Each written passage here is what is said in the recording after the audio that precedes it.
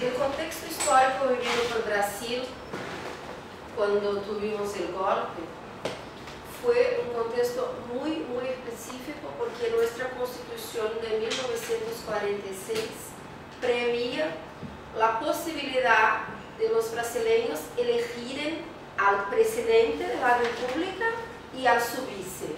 Entonces elegieron un presidente conservador, Jânio Quadros, y como vicepresidente eligieron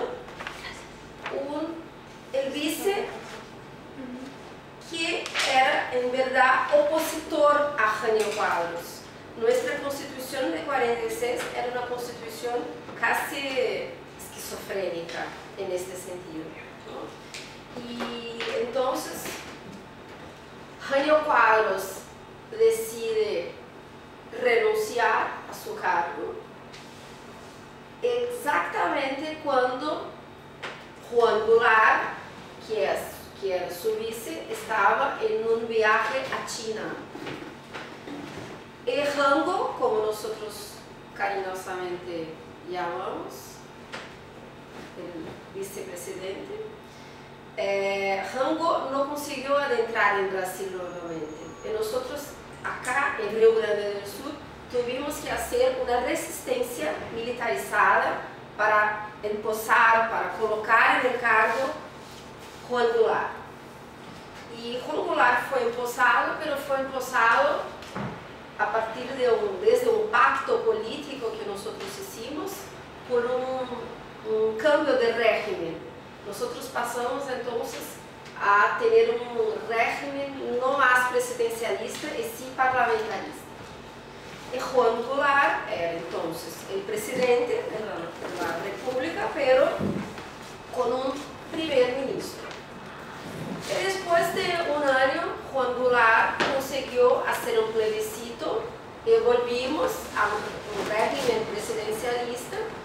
Y Juan Goulart no era una persona, un comunista, lejos de ser un comunista, y mucho menos una persona radicalmente de izquierda.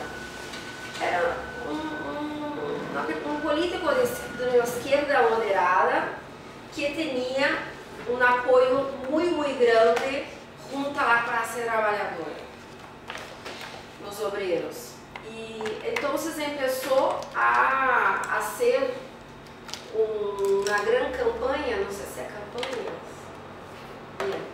una campaña por reformas de base, que nada más era que hacer políticas públicas de educación a la población, políticas públicas de salud y el elemento más significativo para nuestras oligarquías, que era una tentativa de hacer una reforma agraria.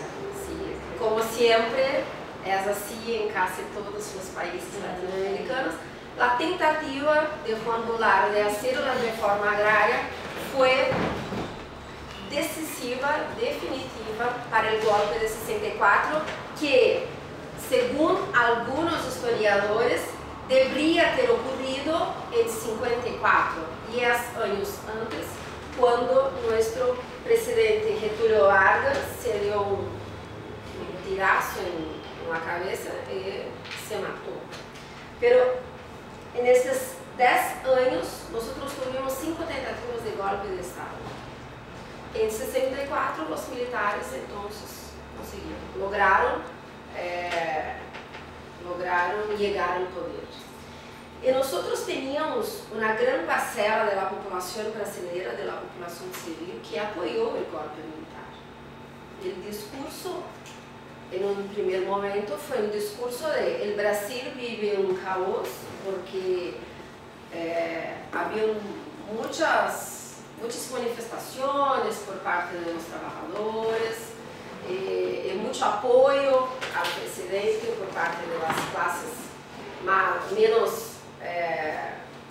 empoderadas económicamente, y las clases empoderadas económicamente, lógico, una lógica muy sencilla de Latinoamérica, apoyaron el golpe militar. Nosotros tenemos un documental muy interesante que ganó varias premiaciones, que se llama El Cidadão Boyce. Cidadão Boyce era el presidente del grupo Ultragaz, que es una empresa de gas muy famosa en Brasil, una de las principales, que ayudaba financiando el equipaje de tortura, por ejemplo. Yo no sé cómo puedo decir en español, pero nosotros teníamos en la dictadura brasileña un aparato que se llamaba cadeira del dragón, que era uma cadeira em que as pessoas nasciam, em que as pessoas se sentavam e sofriam choques elétricos. E este aparato foi importado por Boyce, por el dinheiro de Boyce dos Estados Unidos. Assim que Boyce foi um cidadão que não era brasileiro, pelo que era naturalizado brasileiro, que pagava para mirar as sessões de tortura. Então, era um sádico, claro. Boyce era o grande responsável no Brasil por fazer uma arrecadação financeira para o governo militar sostener as questões, a tortura. A Operação Bandeirantes, que é uma das operações mais violentas de nossa ditadura, foi toda ordenada, organizada por Boyce. Então, nós tivemos, e depois Boyce foi justiçado por um grupo de militantes que estavam já na guerrilha armada e justiçaram Boyce com vários tiros. Então, nós tivemos um grande apoio por parte da população mais empoderada economicamente, e este apoio permitiu que os militares se sustentassem até 67 sem nada de novas legislações constitucionais. Nós nos quedamos neste primeiro período sob a batuta de nossa Constituição de 1946, que era uma Constituição democrática, um pouco mal ordenada em termos políticos, como a questão das eleições, pero era uma boa Constituição. E nós vivíamos bajo a Constituição de 46 em um régimen ditatorial hasta 67. Quando os militares começam a perder um pouquinho do apoio midiático e quando a população, os grupos que já estavam organizados de resistência ao golpe, decidiram, uma parcela significativa, se organizar em luta armada. Assim, nós tivemos, em primeiro lugar, uma primeira reação dos militares, que em 67 otorgam uma nova Constituição, que não é uma Constituição democrática, foi uma Constituição hecha no gabinete do presidente da República, pero que foi respaldada por el Congresso Nacional Brasileiro, o Poder Legislativo nosso. E em 68, alguns deputados começaram em nosso Congresso a reivindicar a abertura do régimen e que nós deveríamos em Brasil fazer novas eleições presidenciais. E assim que em 68 o Congresso foi cerrado, até então não estava cerrado, o Congresso foi cerrado, nós tivemos então de 64 a 68 uma aparência de uma legalidade plena e de uma legitimidade. E em 68 nós tivemos o ato institucional, que nada mais era do que o modo de fazer legislação por parte do Executivo. ¿Sí? Então, os presidentes que se estavam também cambiando não era sempre o mesmo. Nós não temos o ditador, como, por exemplo, em Chile. Né?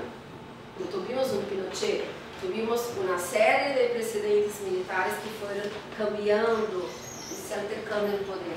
E em 68, então, nós tivemos o ato institucional mais severo, o AI-5, muito famoso, que aí sim foi um ato destinado a combater a luta armada em Brasil. Sim? E este ato institucional, então, estabeleceu que uma série de restrições aos direitos fundamentais de nossa Constituição, que já não era mais uma Constituição legítima e democrática, e aqui nós começamos a ter as maiores perseguições às pessoas que estavam tentando resistir ao golpe. Bem, de 68 a 74, então, nós temos o período mais duro de nossa ditadura. ¿Sí? E é aqui, então, que temos, por exemplo, o homicídio de todos os guerrilheiros de Araguaia, que foi a denúncia que deu origem a nossa condena em uma Corte Interamericana de Direitos Humanos. Como eu falei ayer, era um grupo de chicos e chicas universitários de 22, 23 anos que deixaram o centro urbano exatamente por o ato institucional de 68, o AI-5, deixaram a luta urbana por compreender que na cidade era muitíssimo mais sencillo de caçar, de pegar os resistentes ao golpe. Então, partiram para o interior de nosso país, uma região muito pobre, e começaram a viver como campesinos. Como campesinos, começaram a cultivar junto aos campesinos, e claro que levaram para allá uma série de avanços em termos de inclusão social, como alfabetização, acesso a algumas regras ou costumes básicos de saúde, os partos, os chicos e as chicas de medicina hacían os partos na região. Então, viveram hasta 72, de 69 hasta 72 viveram bem na região. Foi quando em 72 houve uma grande operação militar para terminar com a guerrilha. E em 74, a guerrilha conseguiu se sustenir até 74. 74 foi a última incursão dos militares na região e se exterminaram a todos. Foram mais de 22 mortes de guerrilheiros, sem contar com os campesinos que apoiavam os guerrilheiros e que também foram exterminados. Em 74, nós também teremos um outro hecho muito importante, que é a morte de um periodista muito famoso que se chama Vladimir Herzog.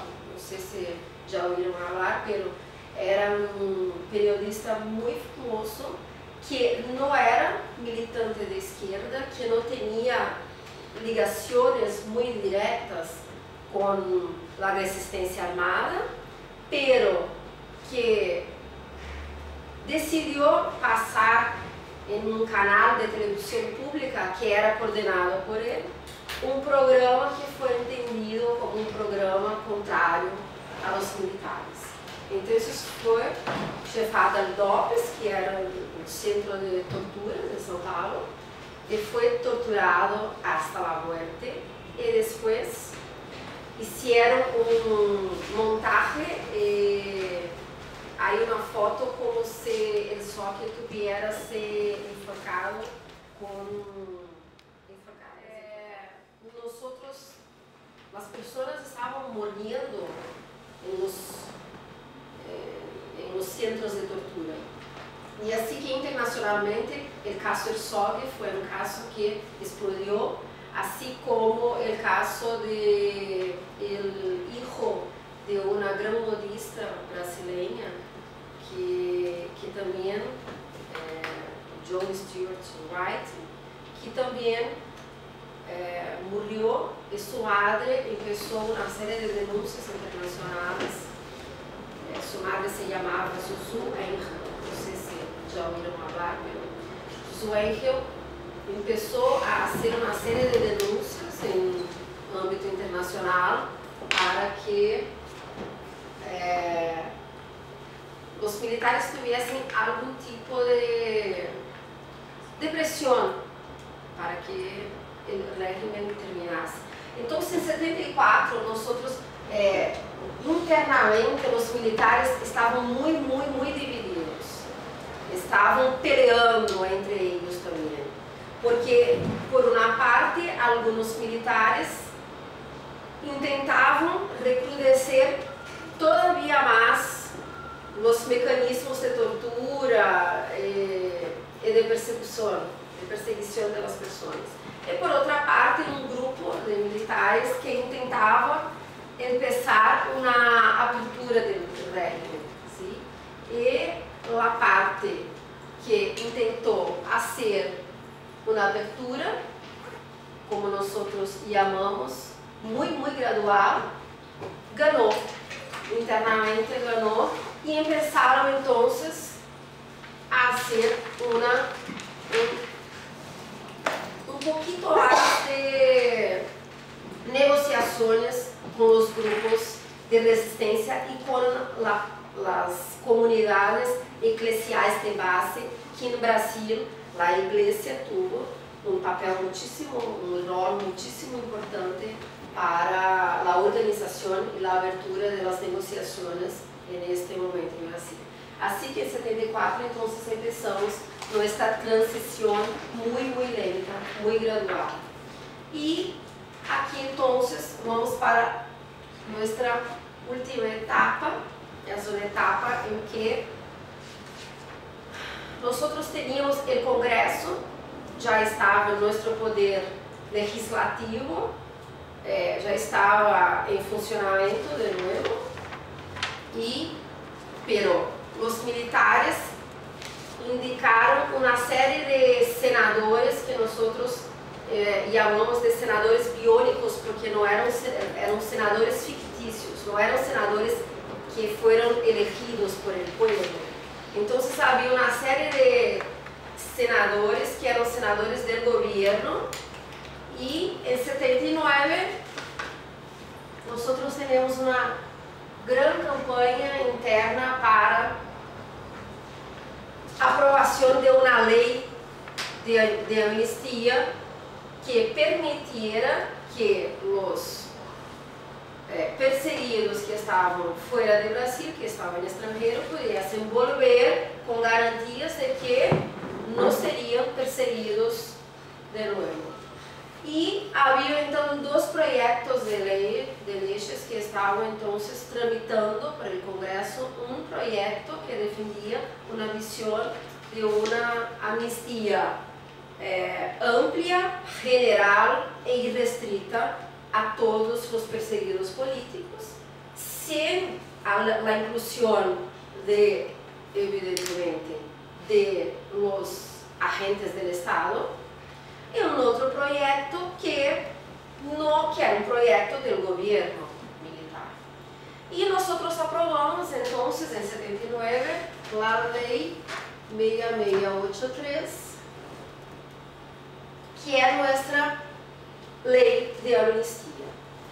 Esta ley de amnistía era una ley que hablaba en su artículo primero que todos estarían amnistiados. En su primer parágrafo abría una excepción a todos aquellos y aquellas que habían sido juzgados por crime de terrorismo, e assim já então excluía uma parcela significativa dos militantes da anistia. E em parágrafo segundo, falava de que os crimes conexos a los crimes políticos não seriam juzgados e também estariam bajo a lei de amnistia. Claro que nós sabemos, a comunidade internacional sabe, que crimes contra a humanidade jamais podem ser considerados como crimes conexos a crimes políticos. Pero hubo una interpretación por parte del Superior Tribunal Militar cuando explodió una bomba en el Río Centro. Nosotros tivemos la bomba del Río Centro, era un festival de música donde había muchos jóvenes y un grupo de militares intentó poner una bomba, pero la bomba explotó. La bomba explotó cuando ellos todavía estaban en el coche, no dio tiempo de poner la bomba. Y cuando explotó fue muy claro que era un atentado de los militares contra los jóvenes y que después intentarían poner algún tipo de culpa en los militantes de izquierda, claro. Entonces, este caso fue juzgado por el Tribunal Militar, que decidió extender, esto en Río Centro ocurrió ya en 82, y el Tribunal Militar extendió la interpretación hermenéutica de la ley de 79 para el caso del Río Centro, y desde entonces se entiende en Brasil que la ley de 1979 fue una ley de amnistía para los dos lados, para los militantes y para el gobierno. ¿Sí? En 86 nosotros vamos a conseguir una enmienda a Constitución de 67 que llama una Asamblea Constituyente. Pero el clamor popular, las personas, todas las personas querían, ansiaban por una constituyente exclusiva, que fuera entonces elegida por el pueblo para hacer la nueva constitución y que después la asamblea se iría a terminar, punto final. Pero no fue lo que ocurrió, porque nosotros elegimos un Congreso Nacional que se cambió por un tiempo en la Asamblea Constituyente, pero que no abandonó sus competencias para ser Congreso. Entonces, por la mañana debatían la Constituyente y por la tarde, por ejemplo, votaban las leyes ordinarias del país. Y eso generó una serie de decepción entre las personas y una descrencia, una ausencia de creencia, ¿no?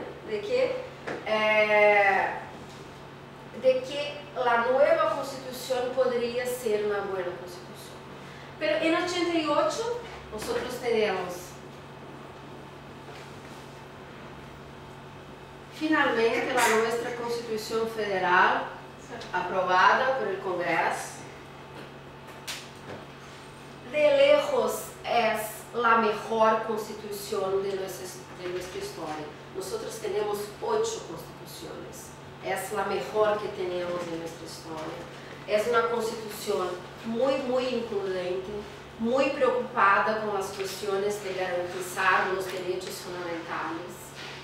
Es una constitución que trata bien las cuestiones del derecho internacional de los derechos humanos, como vamos a ver en breve. Y es una constitución que también previó un sistema de transición política, ¿sí? Então, em termos de amnistia, o que temos com a Constituição de 88 é uma ruptura com a lógica da lei de 79. ¿Por quê? Porque em los atos de las exposições constitucionais transitórias, nós temos um artículo, o 8, que é um artículo que vai a prever uma reparação a todas as pessoas que sofreram algum tipo de persecução por parte de qualquer tipo de violação por parte dos agentes estatais. ¿Sí?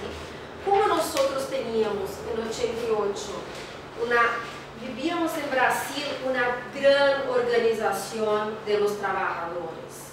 As huelgas de los trabajadores, organizadas por los trabajadores, foram huelgas muito importantes para a configuração da nova Constituição, e foi quando, por exemplo, Lula apareceu em nosso cenário político como um liderazgo de sindicalismo. ¿Sí? É sindicalismo também? Sí.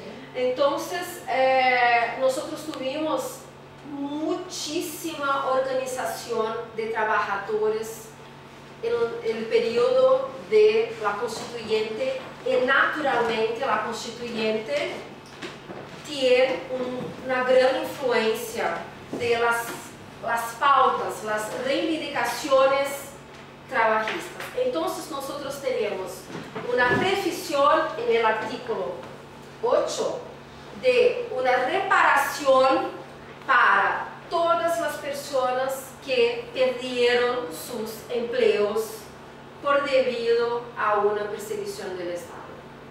Então, seria uma forma de reparação, né, vinculada à perda do emprego, e uma outra reparação vinculada, que é uma reparação muitíssimo mais modesta, vinculada àqueles que não perderam empregos porque não os tinham, por exemplo, os estudantes, pero que sofreram algum tipo de acto de cessão por parte do Estado ditatorial, que foram, por exemplo, presos, se quedaram presos. O critério da lei é que se quedaram presos. Se foram presos por um dia, já teriam direito a uma indenização por parte do Estado brasileiro. Então, fijaros que a transição brasileira empieza sem qualquer tipo de consciência de justiça transicional, pero empieza por um estándar de reparação. ¿Estamos bem hasta aqui?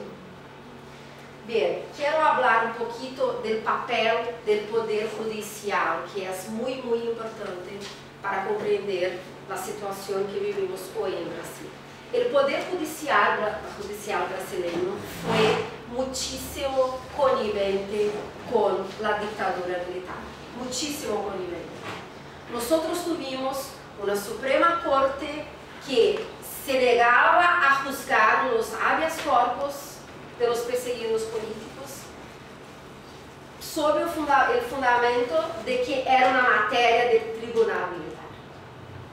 Então, nós temos dezenas e dezenas de habeas corpus que foram rechazados por nossa corte e que foram enviados e reenviados ao tribunal militar, porque não se tratava de uma temática para ser trabalhada por la Corte Suprema, que sempre tuvo em Brasil a competência de proteger os direitos fundamentais das constituições.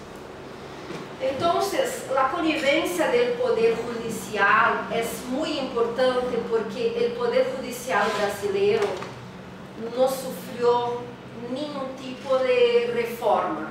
É o mesmo, as lógicas são as mesmas. Claro que algumas coisas cambiaram, pero en términos, algunas cosas cambiaron, por ejemplo, en nuestra primera instancia, cuando tenemos jueces que son concursados, que son jóvenes, que estudiaron en otra época, que jóvenes que tienen noción de lo que es una carta constitucional, que tienen noción de garantía de los derechos, pero en términos de los tribunales superiores, que son en verdad cargos, espacios que son destinados a determinadas personas por indicación política, estos cargos no cambiaron casi nada, que es un poquito del caso de nuestra Suprema Corte, mismo después de los gobiernos Lula y Dilma, que pudieron indicar 70% de la Corte de hoy. Y mismo así indicaron personas muy conservadoras. Bien, entonces hay una investigación muy interesante es un brasilianista. A mí no me gusta mucho utilizar las lecturas o las visiones teóricas de los países europeos y norteamericanos sobre nuestra transición, porque creo que nosotros tenemos en Latinoamérica cosas muy buenas sobre nuestra transición que son muchísimo más legítimas que la visión de muchísimas de las personas que están de afuera y que se aventuran a estudiar Latinoamérica sin ningún tipo de prejuicio. Pero hay un brasilianista que tiene una investigación muy importante que se llama, que es una excepción a esta división general, como hay otros también, y que se llama Antony Pereira. Entonces, hay un libro de Antony Pereira que no creo que está en español, está solamente en portugués y en inglés, que se llama Dictadura y Represión, y hace una investigación entre 3 países latinoamericanos, Argentina, Brasil y Chile, y analiza el rol de poder judicial en cada uno de estos países. Y llega a conclusiones que son conclusiones incluso un poco chocantes. ¿Chocantes existen en español? Son un poco chocantes, como por ejemplo, el hecho de que en Argentina se mató más que en Brasil está comprobado por una no preocupación por parte del régimen argentino con las cuestiones de legalidad. Entonces, en Argentina ignoraron las cortes, ignoraron el poder judicial y se mandaba a exterminar de una vez por todas. En Brasil no. En Brasil nosotros tuvimos una gran preocupación con la legalidad o por mantener una apariencia de legalidad, garantías fundamentales, pero eran formalmente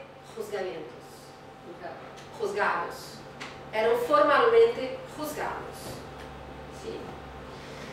Y entonces la nuestra dictadura no necesitó matar tanto, porque tenía como contener la resistencia, había un apoyo institucional muy grande del poder judicial brasileño. Y en Chile, un país que está en medio del camino, que mató más que en Brasil, pero que no ignoró totalmente las cortes y los tribunales, que intentó también hacer algo y que Pinochet tuvo muchísimo apoyo del poder judicial chileno también. Entonces es una investigación muy importante, muy seria. Antony Pereira es un investigador muy serio, muy dedicado a estos países, vivió en Brasil muchos años, vivió aquí en Argentina muchos años y vivió en Chile muchos años, ¿sí? Para hacer esta investigación, y es una investigación entonces muy importante. Y ¿cuál sería entonces hoy nuestro escenario normativo de la justicia transicional? Nosotros tuvimos entonces una previsión en un artículo 8 de nuestras disposiciones transitorias, que deberían ter sido complementadas por leyes, pero no fueron rápidamente. Entonces tenemos nuestra Constitución,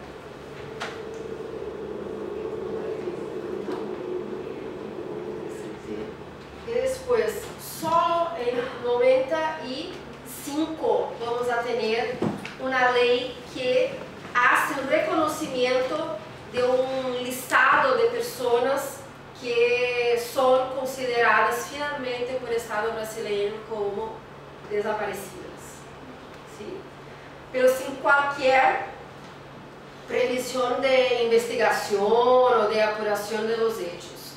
Fue una ley que reconoció los desaparecidos y construyó una comisión para apurar los hechos con el único objetivo y finalidad de reparación a las familias. ¿Sí? Entonces, nosotros llamamos de Comisión sobre los Muertos y Desaparecidos Políticos. Entonces tenemos en 1994, tenemos la ley 9140 y después en 2002 la ley 3559, que es la ley de nuestra ciudad. Entonces vamos a ver más.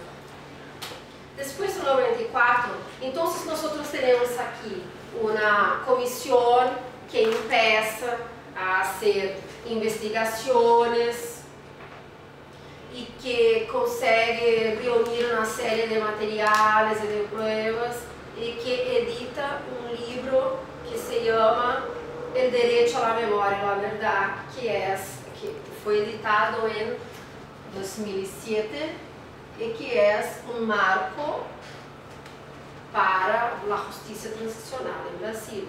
Hasta entonces, yo me acuerdo de algunos profesores, mis colegas, mis compañeros en la universidad, que reían del libro y decían, pero alguien ya oyó hablar del derecho a la memoria, a la verdad, pero es una moda inventar derechos y fue muy fuerte para mí porque yo soy miembro de la Comisión de Amnistía y entonces estaba siempre rodeada por personas que reían de nuestro trabajo y decían que nosotros no teníamos ninguna seriedad con lo que hacíamos. Las universidades brasileñas, no sé cómo se pasa en la América Latina, pero los cursos de Derecho de Brasil son muy conservadores. No sé si es una regla o así, pero en Brasil es una regla. No, si nos falta Derecho de Buenos Aires. ¿También? La de Buenos Aires, me refiero a la de capital. Sí. Porque hay otras en la provincia de Buenos Aires que ahora no sé quién, que son. Sí, como tratado. Algunos profesores sí, otros no. Claro, no, en la de Derecho es una excepción encontrar profesores que no sean así. Sí, es como en Brasil. Y en 2002, finalmente, el Poder Legislativo brasileño consegue aprobar la ley de amnistía por unanimidad en el gobierno de Fernando Henrique. No estamos hablando de Lula todavía, en el gobierno de Fernando Henrique Cardoso. Nosotros entonces aprobamos por unanimidad la ley de amnistía brasileña, que también lleva el nombre de ley de amnistía, pero no hay nada, ninguna ligación con la ley de 79, ¿sí? Aquí también sería la ley.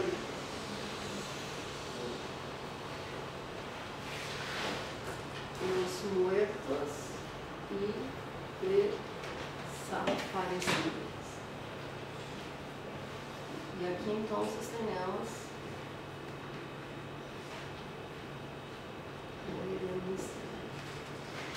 a lei de amnistia de 1559 é essa lei que cria a comissão de amnistia, essa comissão que eu participo, que eu entrego. Então, nós somos 25 conselheiros do Brasil todo e que nos reunimos semanalmente na capital do Brasil, Brasília, a capital federal, para analisar os pedidos de reparação econômica das pessoas que foram perseguidas políticas durante o regime militar brasileiro. E nós, as pessoas que hoje estão na comissão de amnistia, em verdade, assumiram em 2007.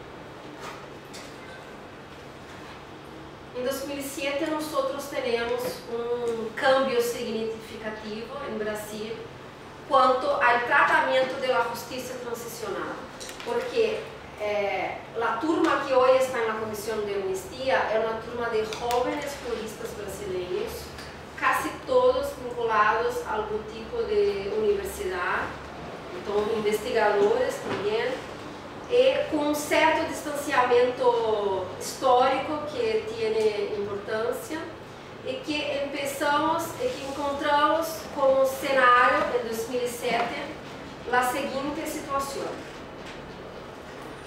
A comissão de amnistia não tinha critérios muito rígidos para conceder as reparações.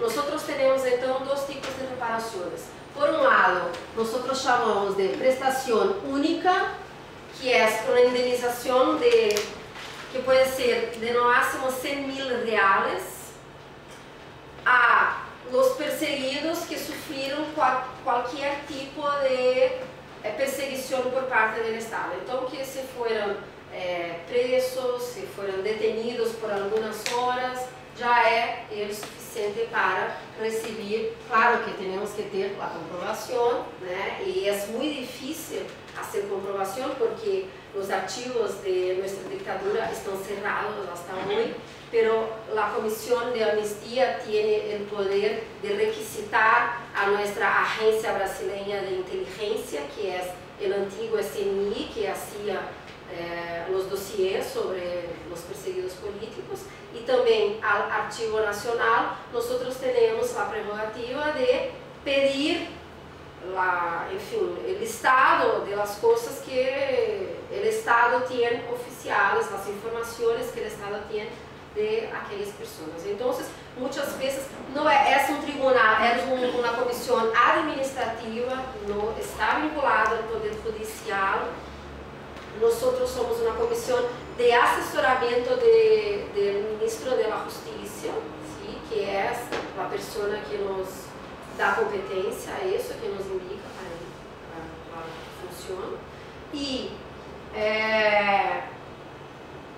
as pessoas não necessitam ter advogados, basta que enviem à comissão um pedido de reparação contando os hechos, narrando os hechos, né? E depois, se não há nenhum tipo de comprovação, nós hacemos nossas diligências à Agência Brasileira de Inteligência e ao Arquivo Nacional também, para obter essas coisas. Sim? Por isso que nós hicimos uma incursão na região de Araguaia, porque não teníamos nada sobre os campesinos, nada. E nós então produzimos uma tese de que a região foi, entre 71 e 74, a região viveu um estado de sítio.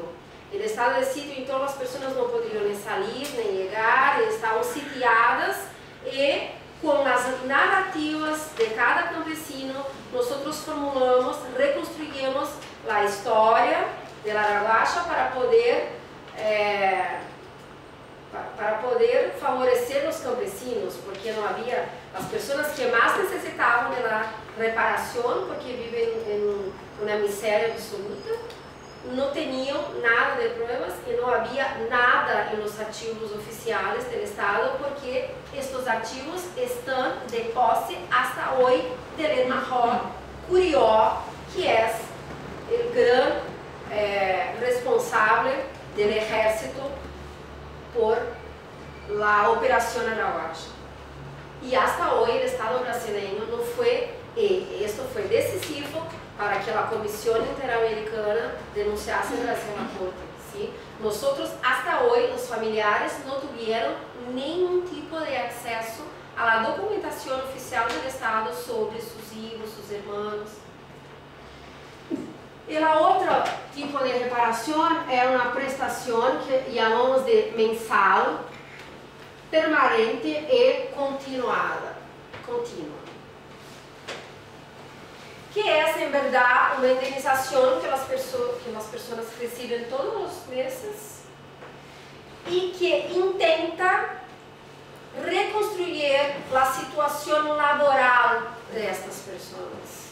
Pero la ley es algo muy, muy delicado.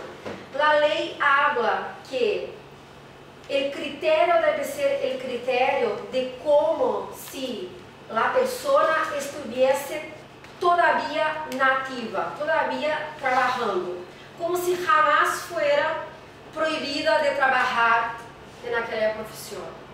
Entonces, lo que se pasaba, por ejemplo, era que un periodista muy famoso brasileño que se llama Carlos Heitor Coni fue perseguido, fue echado de una serie de periódicos, sí, fue echado de una serie de periódicos, pero ganó como indemnización 30.000 reales por mes, que es el teto salarial, el máximo de salario que un ministro de nuestra Suprema Corte gana. O sea, es una indemnización muy, muy distorsionada, no es real. Al paso que otros periodistas ganaban 500 reales por mes, sin ningún criterio claro establecido. Lo que ocurría entonces es que la mídia brasileña aprovechaba la situación para despreciar completamente el trabajo de la Comisión de Amnistía. Es decir, no hay criterio, son personas, y claro, y había eso ocurría, porque muchas personas que estaban en la comisión eran personas que tenían algún tipo de ligación con el pasado histórico, ¿sí? Y que, por ejemplo, claro, Carlos Heitor Coni fue juzgado por un amigo de militancia, muy malo para la causa de la justicia transicional en Brasil. Entonces, yo me acuerdo que algunos perseguidos cuando venían a hablar conmigo sobre algo, decían que tenían vergüenza de decir que eran amnistiados, porque cuando decían que eran amnistiados, todas las personas decían, está ganando del gobierno brasileño beca dictadura. Hay una expresión que fue usada en portugués de bolsa, ¿no? Pero como si fueran las becas que ustedes ganan. Está ganando del gobierno una beca dictadura, que bien, entonces estamos pagando a ti con nuestro dinero una beca porque fuiste perseguido político. Sí, claro. Entonces las personas pasaron a cultivar un odio por la temática de la justicia transicional, que no era la temática de la justicia transicional.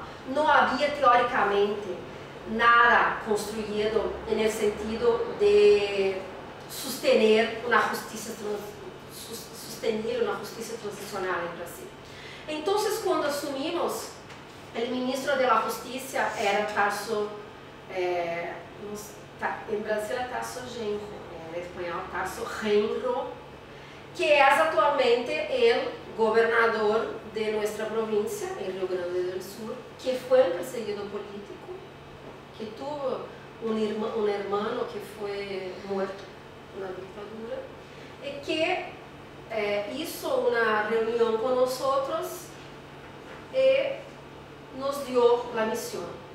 Vuestra misión es, tienen que cerrar el grifo de las indemnizaciones porque tenemos que recuperar la legitimidad de la Comisión de Amnistía Brasileña.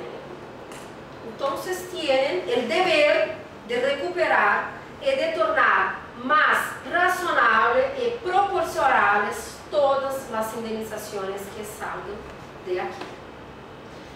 Y fue muy difícil en el principio, porque las organizaciones de los perseguidos políticos, las víctimas, no comprendieron y empezaron a hacer una oposición a nuestro trabajo. Pero, por ejemplo, para periodistas establecemos un criterio, como si Nativo estuviese. No, todos los periodistas que fueron perseguidos no podrían llegar al topo de sus profesiones, porque no tenemos jefe editorial para todos que fueron perseguidos. No tenemos la función de jefe editorial suficiente en Brasil para todas las personas. Tenemos en Brasil 40 jefes editoriales y tenemos 300 periodistas perseguidos. Entonces, ni todos llegarían al topo de la carrera, al cumbre de la carrera. Entonces, establecemos a partir de un piso regional para periodistas, acrescido